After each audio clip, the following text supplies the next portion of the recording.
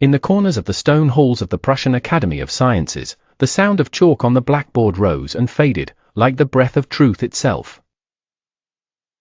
Max Planck, the man who deciphered the mysteries of light, sat slumped in his antique chair, his eyes lit by the glow of equations and the fire of loss.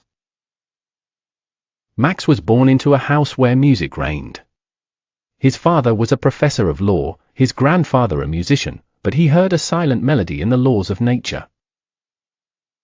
He saw a strict order in the universe and tried to formulate this order in mathematical terms that would satisfy his mind and satiate his soul's longing to understand creation. But he did not know that the order he sought to understand would shatter on the rocks of life. Years passed, and research papers followed like autumn leaves, each bearing the imprint of his intelligence and the purity of his logic.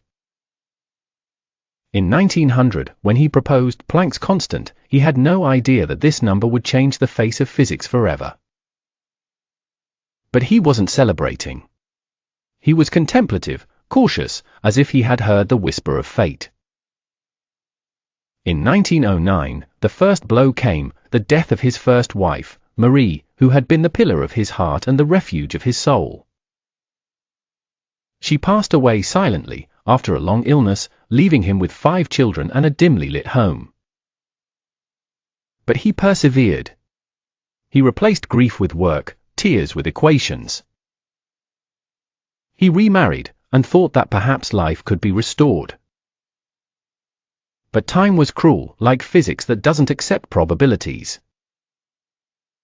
In World War I, he lost his second son, Erwin, in action. It was said that he died smiling, believing that Germany would win. Then came the great tragedy.